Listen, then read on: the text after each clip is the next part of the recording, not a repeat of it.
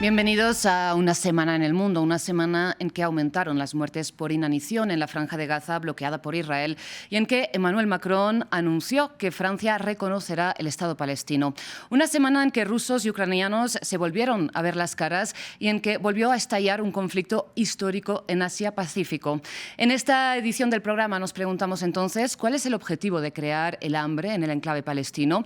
Una reunión entre Putin y Zelensky podría acabar con la guerra y por qué se vuelven a enfrentar ahora Tailandia y Camboya.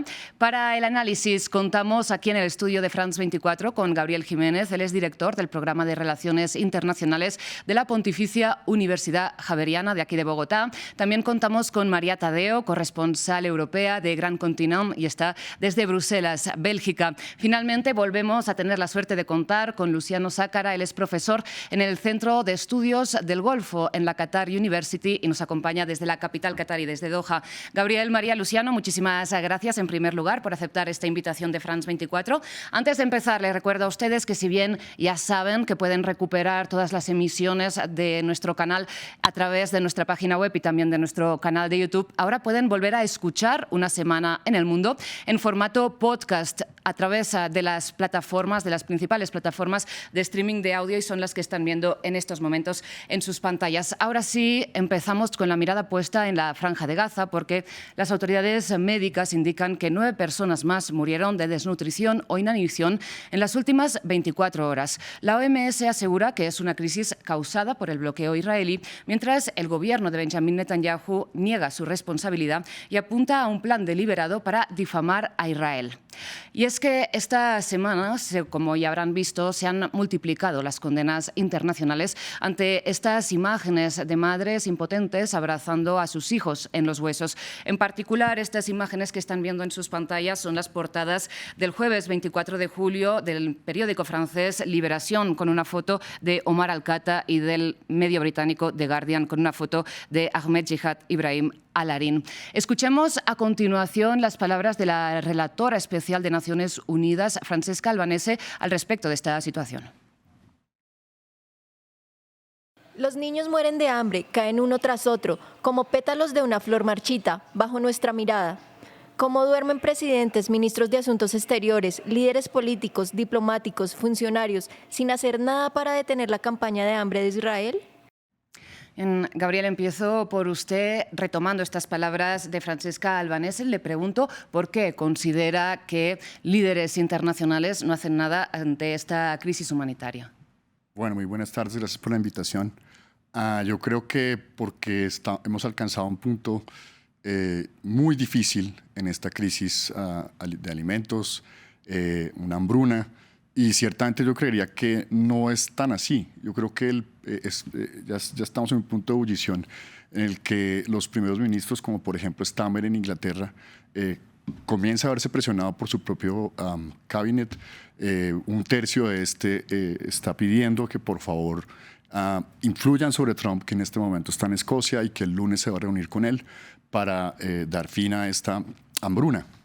Además, a esto se ha sumado el pronunciamiento de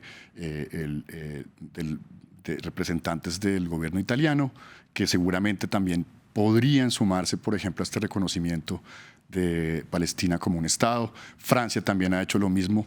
Entonces creo que esto puede cambiar este fin de semana y el hombre clave para este cambio tiene que ser Donald Trump. Claro.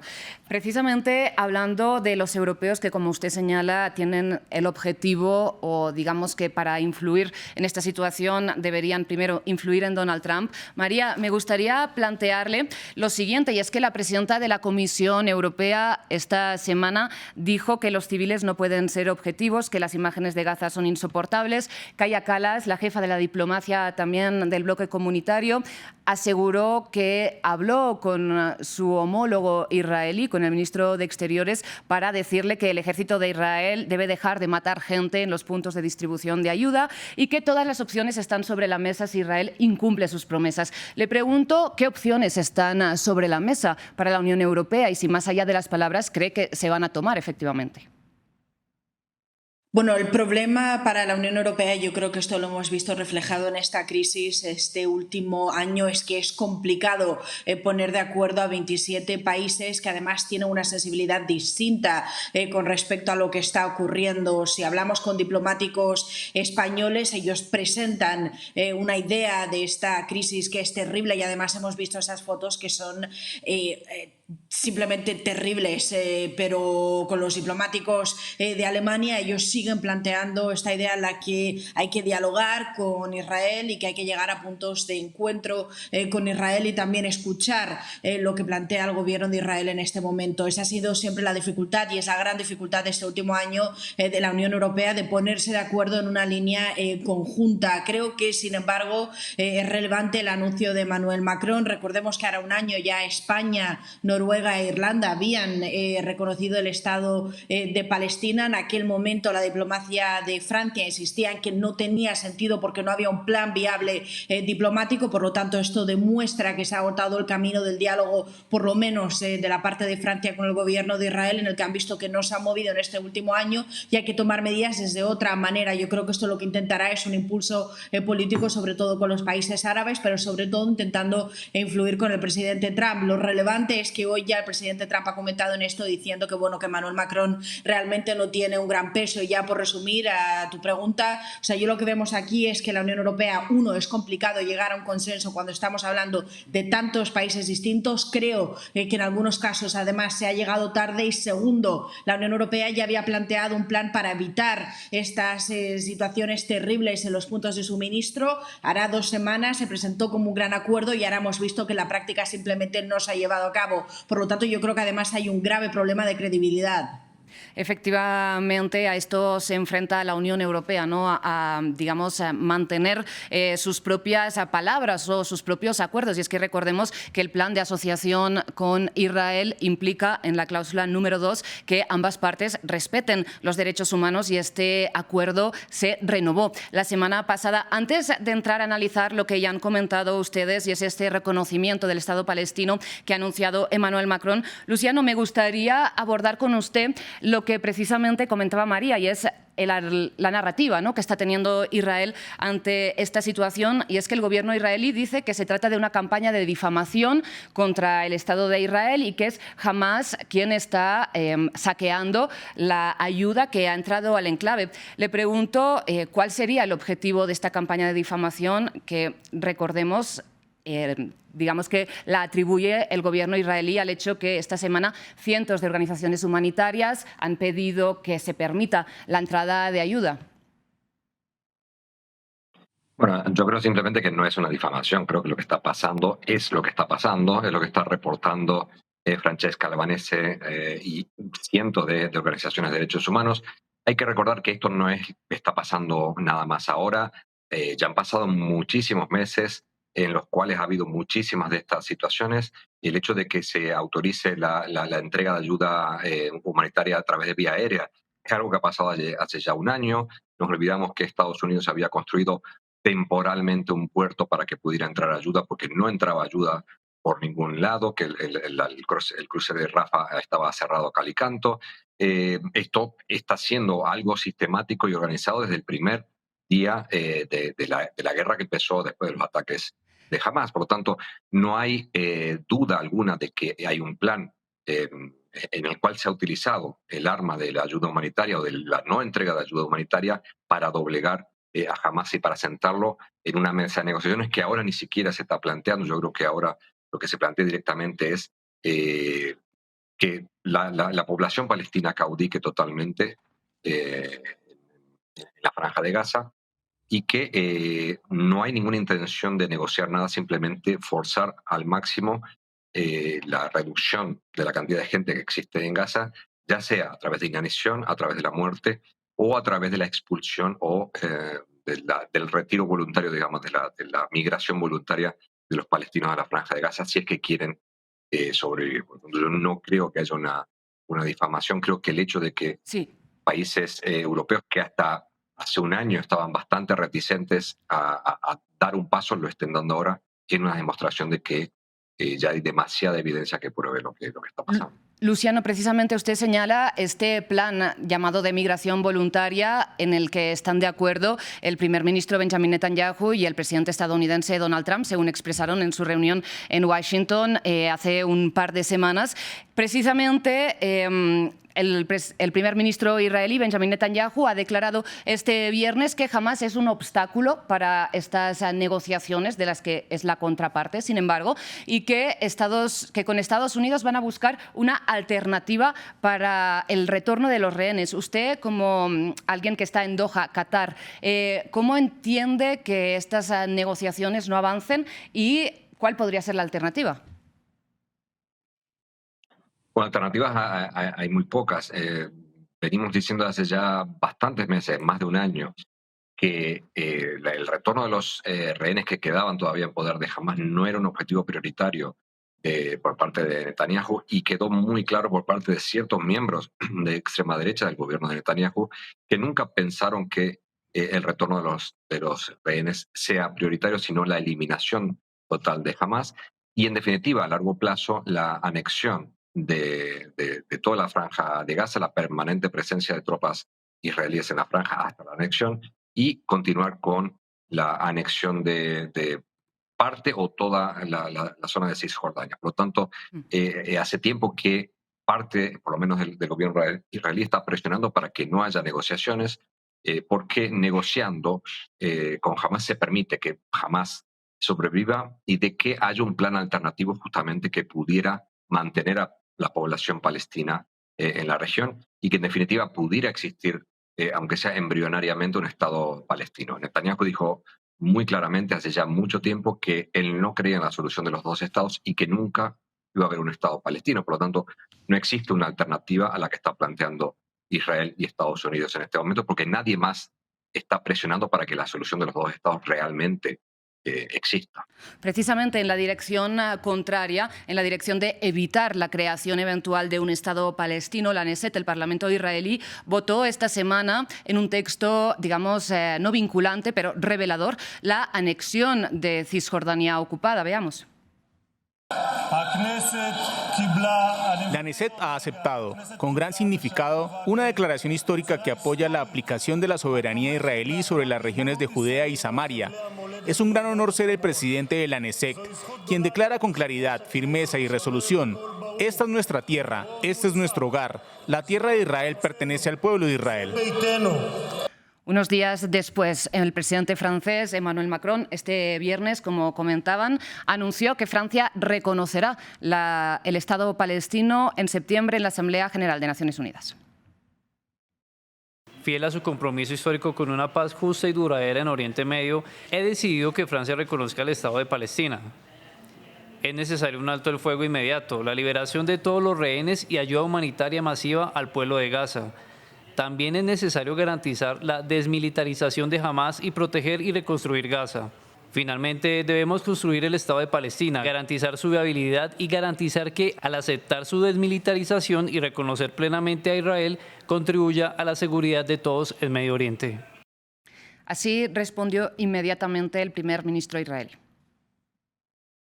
Condenamos enérgicamente la decisión del presidente Macron de reconocer un Estado palestino junto a Tel Aviv tras la masacre del 7 de octubre. Una medida de este tipo recompensa el terrorismo y corre el riesgo de crear otro proxy iraní, tal como ocurrió en Gaza. Gabriel, le planteo en este contexto cuál cree que es el objetivo de Emmanuel Macron al hacer este anuncio y cuáles van a ser las consecuencias reales. Bueno, yo creería que el objetivo de Macron es, en primer lugar, declarar como una tradición muy importante el Estado francés, que es la defensa de los derechos humanos, pero también ganar voces al interior de la Unión Europea, si bien dijo la comentarista.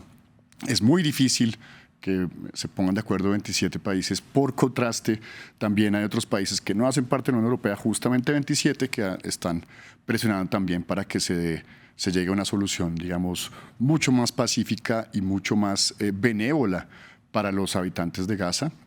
Entonces creería que lo de Macron es un gesto que busca también, por ejemplo, crear en este momento, que es determinante, mayores sociedades y mayor, digamos, favorabilidad a ese reconocimiento entre los países más poderosos, particularmente el G8. Precisamente, como decían antes, sin embargo, aquí gran parte, ¿no?, del peso sobre el desbloqueo de esta situación recae en el presidente estadounidense, que ya le ha quitado importancia a este anuncio. Recordemos que ya hay 147 países de los 193 que forman las Naciones Unidas que reconocen el Estado palestino, y entre ellos están Rusia y China, que forman parte del Consejo de Seguridad. Eso sí, es verdad, Francia sería el primero del G7 en reconocer, ¿no?, el Estado de Palestina. María, para ir cerrando este tema, ¿usted cómo cree que va a influir en el desarrollo de la situación en Medio Oriente este anuncio? Bueno, yo creo que este anuncio, y repito, ya otros países de la Unión importante o la Unión Europea importantes como España, como Noruega, como Irlanda, ya el año pasado lo plantearon y además quisieron añadir a otros países como Francia, y en aquel momento es que yo creo que es importante subrayarlo, la diplomacia francesa no estaba de acuerdo con un reconocimiento porque en aquel momento entendía que no era viable diplomáticamente. Yo creo que lo que ocurre en este momento, ya pasado un año, es que Francia intenta de alguna manera cambiar la dinámica porque ve que hemos llegado a una suerte de impasse, y no solo un impasse, estamos ante un momento en el que la situación en Gaza se ha empeorado y sobre todo en la que vemos que no hay una salida factible en este momento. Yo creo que también le preocupa una dinámica que pueda tener en Israel y el gobierno de Netanyahu con Trump ahora en la Casa Blanca, entendiendo que probablemente Biden en ese sentido hubiese intentado frenar alguna de las acciones del gobierno de Israel. Con Trump puede que eso no se dé. Es más, ya lo has comentado, Trump le ha quitado peso a este anuncio diciendo, bueno, Emmanuel Macron me cae bien, es simpático, pero no tiene ningún peso dentro de esta situación. Y yo sí que creo también que con este anuncio no hay que olvidar que llegado un momento en el verano también se planteó una conferencia entre Arabia Saudita y Francia, que ambos hubiesen sido los anfitriones. Eso se canceló, pero yo lo que creo es que él también está buscando nuevas dinámicas con países árabes que puedan romper este impasse, repitiendo, y eso sí que me gustaría subrayar, que la situación se ha empeorado mucho con respecto al año pasado. Para algunos, bueno, ha sido criticado internamente en Francia por una parte del electorado, visto que los rehenes siguen. Por otros, lo que argumentarían es que, bueno, pues llega un año muy tarde, pero yo creo que también es importante hablar de países como Italia, donde el tono ha cambiado, y después Alemania, que sigue siendo la gran incógnita y que de momento de su línea de apoyo a Israel no se ha movido. Y solo para cerrar este tema y en relación a lo que comentaba María, hay que recordar que cuando se llevó la iniciativa el año pasado del reconocimiento del Estado palestino al Consejo de Seguridad, fue la administración de Joe Biden quien vetó esa propuesta, ¿no?, en este organismo ejecutivo de la ONU. Bueno, lo que llega, como decíamos, son condenas. De momento se está elevando el tono, pero no llegan acciones como sanciones, como sí ha sido el caso, por ejemplo, respecto a Rusia. En estos casi 3 años, ya de más de 3 años, disculpen, de guerra en Ucrania, la Unión Europea ha impuesto 17 rondas de sanciones contra Moscú. Vamos ahora a hablar precisamente de esta cuestión, y es que, como quizás sabrán, este miércoles las delegaciones de Rusia y de Ucrania se volvieron a ver las caras en Estambul para la tercera ronda de diálogos desde que los reanudaron en el mes de mayo. Una reunión que duró un poco más de media hora y de la que salieron con un nuevo pacto de intercambio de prisioneros de guerra, pero sin mucho más. Veamos las reacciones a la salida de ese encuentro, tanto del jefe de la delegación ucraniana como del de la rusa. Proponemos a la parte rusa celebrar dicha reunión de líderes para finales de agosto. Al aceptar esta propuesta, Rusia puede demostrar claramente su enfoque constructivo a todo el mundo, incluidos nuestros socios. Reiteramos nuestra sugerencia a la parte ucraniana de considerar un breve alto el fuego de 24 a 48 horas en la línea de combate para que los equipos médicos puedan evacuar a los heridos y los comandantes puedan retirar los cadáveres de sus tropas. Bien, Luciano, le traslado la palabra. Es una pregunta muy recurrente desde hace meses, si no años, cómo se puede desbloquear esta guerra tanto en el frente como a nivel diplomático. Sin embargo, volvámonosla a hacer ahora que, sin demasiado éxito, como decíamos, tuvo lugar esta tercera ronda de diálogos. Bueno, la verdad es muy difícil saber cómo se puede destrabar algo que lleva ya 3 años y que han dado muestras los dos actores que están tratando de ganar terreno desde el punto de vista militar para sentarse en una mesa de negociaciones en mejores condiciones y que a pesar de que Trump haya hablado con Putin y que haya prometido que iba a solucionar esto, tampoco lo ha solucionado, y que ningún esfuerzo de mediación ha llegado más allá a eso que hemos visto hoy. Intercambio de prisioneros, ha habido intercambio de niños también gracias a la intervención de Qatar, y hace un tiempo atrás también otro intercambio de prisioneros. Únicamente ha sido posible negociar temas humanitarios, pero no se ha hablado en ningún momento de alto el fuego, y mucho menos de discutir o llegar al fondo de la cuestión, que es concesiones territoriales a cambio de paz, que era lo que planteaba Trump en un principio. Lo único que cabe destacar es que por lo menos se siguen sentando a conversar, que en este caso Estambul está sirviendo de sede para conversaciones de este tipo entre Rusia y Ucrania, entre la Unión Europea e Irán, y que Turquía está tratando de volcar todo su esfuerzo diplomático en solucionar unos de los conflictos de la región, pero ya decimos sin mucho éxito y sin muchas esperanzas de que a corto plazo esto pueda avanzar a buen puerto.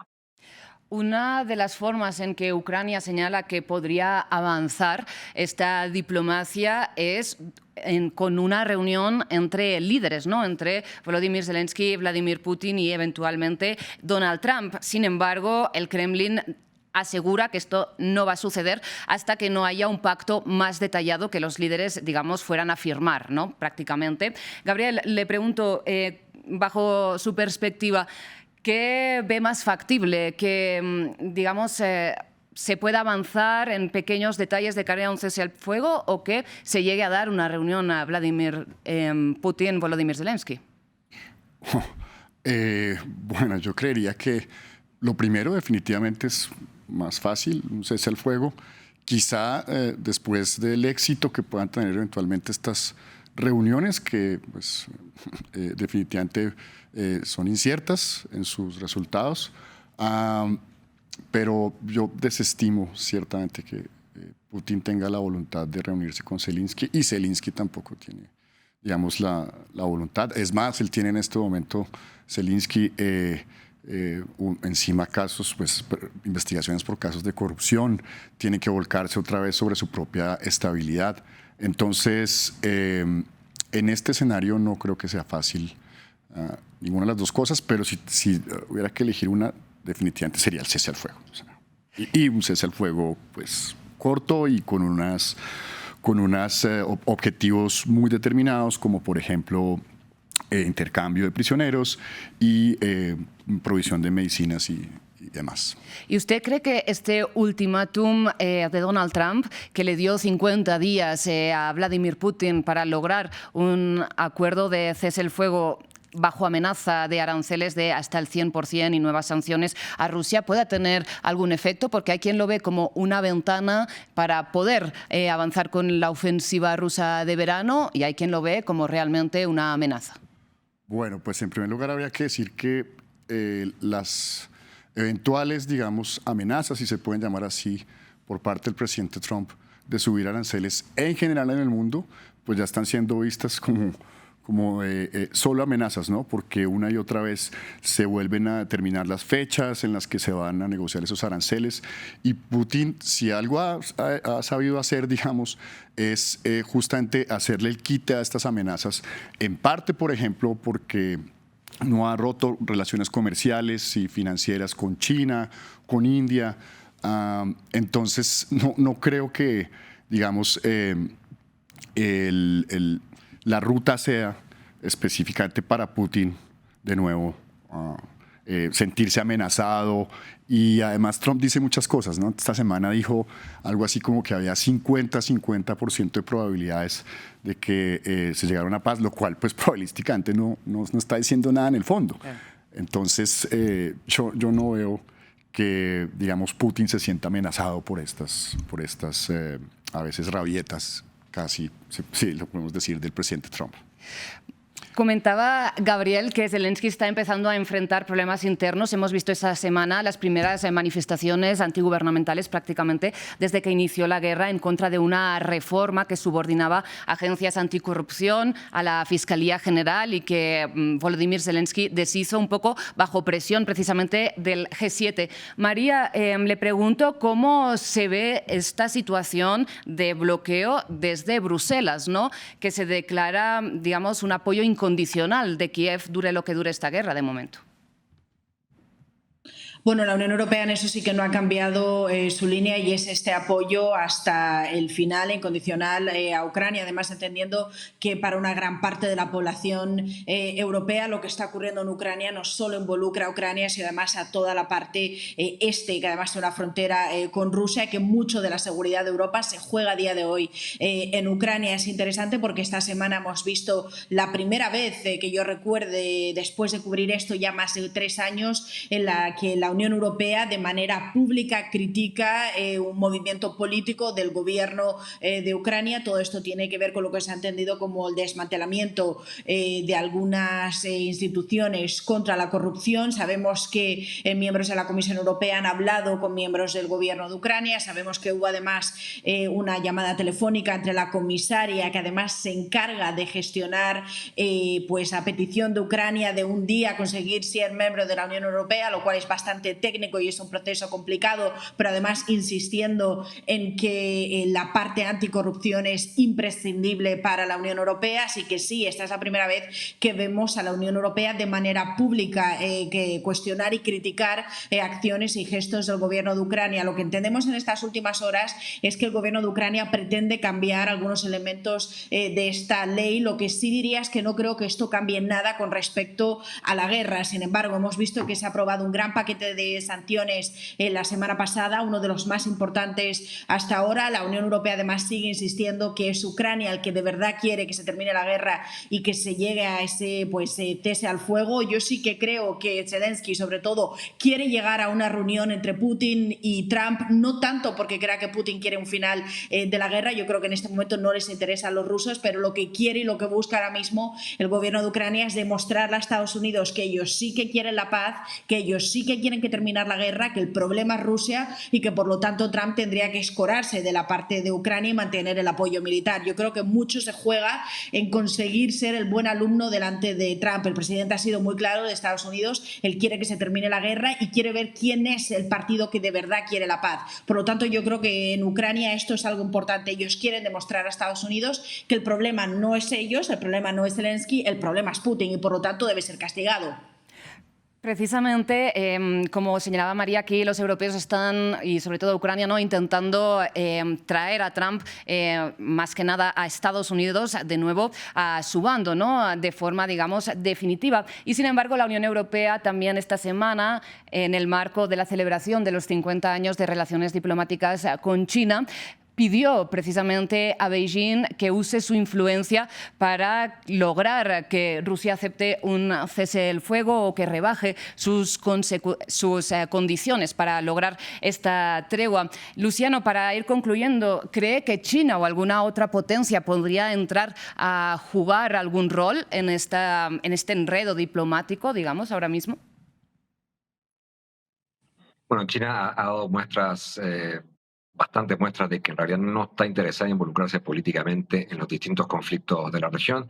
Si bien en algunos casos ha tenido propuestas o iniciativas, alguna iniciativa específica respecto a Gaza, ha participado en algún diálogo que ha finalizado una firma de algún acuerdo entre Irán y Arabia Saudí, pero no ha tratado de involucrarse mucho en conflictos en los cuales Estados Unidos está o Europa están embarrados, digamos, como en el caso de Ucrania y Rusia, porque China tiene sus propios objetivos globales, y es decir, que evita confrontar políticamente y militarmente con cualquier otra potencia mientras gana terreno desde el punto de vista económico y se convierte en un aliado económico imprescindible tanto para países productores de suministros energéticos como países consumidores de productos, digamos, de bienes de consumo y de productos finales.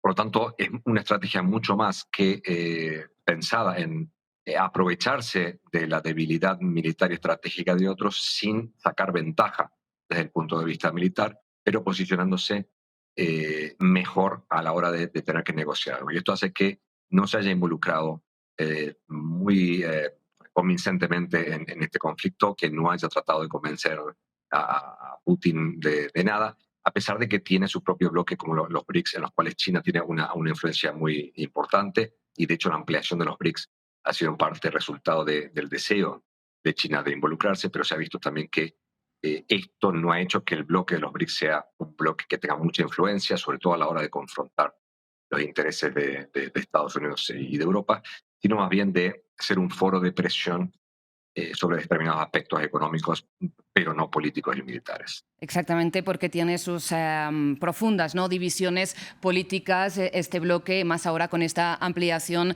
que usted señala. Luciano, muchísimas gracias por haber estado con nosotros aquí en Una Semana en el Mundo. El agradecimiento es también, sin lugar a dudas, para María, para habernos acompañado en este espacio que vamos a cerrar hablando de Asia-Pacífico, porque, como decíamos en la introducción de este programa, desde este jueves, Camboya y Tailandia vuelven a enfrentarse militarmente. Cada país acusa al otro de haber atacado primero y asegura que ellos están respondiendo en defensa propia. A continuación vamos a contactar con Patricio Justo. Él es analista internacional, director del Observatorio Sino-Argentino y docente del posgrado sobre China contemporánea de la Universidad Católica de Argentina. Patricio, muchísimas gracias por volver a conectarse con nosotros para ayudarnos a entender las raíces de este conflicto que vemos vuelve a estallar entre Camboya y Tailandia. Le pido que de entrada nos remontemos a las raíces más en el corto plazo, ¿no?, de lo que ha sido este resurgimiento de los enfrentamientos. Bien, en los últimos meses, diría de mayo a esta parte, ha habido un recrudecimiento de la tensión militar fronteriza que estaba latente, ha estado latente en los últimos años, pero por el incidente que dejó un soldado camboyano muerto, esto ha sido como el hecho que ha gatillado esta escalada militar que estamos viendo en este momento en pantalla, que en el día de hoy ha tenido avances importantes de las Fuerzas Armadas tailandesas y también camboyanas, y ya tenemos unas 12 áreas donde hay situaciones de cara a cara en términos militares e incluso intercambios de fuego. Así que esa es la situación que tenemos hoy en lo militar, y el trasfondo, una crisis política en Tailandia con una primera ministra que ha sido suspendida del cargo el 1 de julio y que de alguna forma también ha sido el disparador para que esto se acelere. ¿Podemos profundizar en esta crisis política desatada por la primera ministra que ahora mismo ocupa, ¿no?, la actualidad tailandesa? Tengamos en cuenta dos cosas. Tanto Camboya como Tailandia son monarquías de tipo hereditaria. Tenemos a Hun Sen en Camboya, que es un líder que estuvo casi 40 años en el poder y hace unos 2 años dejó a su hijo, quien está a cargo. Y en Tailandia también hay un clan familiar con un líder que ahora tiene 75 años, pero que fue el hombre fuerte durante muchas décadas también, que dejó a su joven hija de 38 años también como una primera ministra, que es justamente quien ha sido suspendida en julio por una llamada telefónica que se filtra con Hun Sen, el viejo líder camboyano, donde ella lo llama con términos muy afectivos, diciéndole tío. Cuando esto se filtra fue un escándalo de dimensiones impresionantes en Tailandia. Perdió obviamente todo el apoyo que tenía, no solo de la oposición, sino de sectores de su propio espacio político, y eso precipitó su salida. Y esto ha dejado en el poder ahora un gobierno muy precario, que nadie sabe bien cómo va a ser la continuidad institucional de esto, cuánto puede durar y cuál sería la solución o la salida para resolver esta crisis institucional. Y en ese contexto Tailandia entra en una guerra, ¿sí? Por eso la gravedad del contexto y lo difícil de la situación institucional. Uno puede decir, en Camboya hay una situación de estabilidad mayor, pero tampoco es que las cosas están tan fáciles, porque hay un nacionalismo creciente, hay manifestaciones masivas que presionan a los sectores de línea dura militar. Si esto no frena rápido, vamos a escalar. Hoy ya tenemos más áreas en conflicto que, por ejemplo, las que teníamos allá. Y antes de mirar hacia las perspectivas de este conflicto, le pido profundizar en lo que mencionaba al inicio, y es esta tensión fronteriza. ¿A qué se debe? ¿Qué zonas están en disputa y por qué? Bueno, es una franja fronteriza bastante extensa, que incluso, si bien Laos no está involucrado en este momento, esta disputa también abarca en parte a Laos, que es otro país que está ahí en la región, con históricas disputas fronterizas. Esto es algo irresuelto desde la década del 50, cuando se retira Francia, la histórica potencia colonial en la zona. Esas disputas quedaron. Camboya ha ido reiteradamente a los tribunales internacionales desde el 60 y pico, 1963 en adelante, y en la mayoría de los casos los fallos fueron favorables a Camboya. Pero ¿qué pasa? Tailandia nunca reconoció la jurisdicción de la Corte Internacional y otros organismos también regionales como de resolución de controversias de la ASEAN, etcétera, que se han expedido. ¿Y qué pasa? En esa zona fronteriza hay templos religiosos muy importantes, milenarios en algunos casos, para ambos países, que son de mayoría budista, ¿sí? Muy practicantes, son países, digamos, donde el budismo se practica de manera muy ferviente, y por eso es simbólicamente algo, quizás lo más importante que tienen estos países, es no la tierra, sino lo sagrado, lo religioso que está ahí presente. Y muy rápidamente, Patricio, porque lamentablemente nos estamos quedando sin tiempo, le pido sus perspectivas un poco de cara a lo que pueda pasar en el corto plazo. Mira, ahora Camboya está pidiendo, porque Tailandia está un poquito más reticente, porque hay una superioridad militar muy importante. Ese desequilibrio creo que juega en favor de Tailandia, pero se está pidiendo una reunión de urgencia en el Consejo de Seguridad de la ONU. No tengo muchas expectativas que a partir de eso esto desescale o se resuelva sin la intervención de grandes potencias. China, la gran potencia regional, los Estados Unidos y la ASEAN, el resto de los países, Indonesia, Malasia, otros países que son muy importantes en la región y que pueden tener algún tipo de margen de maniobra aquí. Hasta que eso no suceda, esto probablemente va a ir escalando en los próximos días. Gabriel, para concluir, no sé si quiere aportar su visión al respecto. Pues me gustaría decir que lo que pasa en esta semana y lo que ha pasado en este año prácticamente está contrariando buena parte de la teoría de las relaciones internacionales, que sostenía que las democracias difícilmente se pelean entre sí, y además que, digamos, las guerras interestatales tienden a disminuir. Justamente lo que estamos viendo, y esto debería ser objeto de estudio, es el resurgimiento de las guerras interestatales, y con además, recrudecimientos en el uso de las armas, drones, inteligencia artificial, entre otras nuevas armas que hacen mucho más complejo la comprensión de estas nuevas guerras. Pues con este argumento, ¿no? Con esta mirada global, Gabriel, nos despedimos. Patricio, muchísimas gracias por ayudarnos una vez más a comprender lo que está sucediendo en Asia-Pacífico. Muchísimas gracias a todos los invitados por su intervención. Antes de despedirnos, el agradecimiento es, como siempre, para todo el equipo técnico y el equipo de producción, y a ustedes por su atención.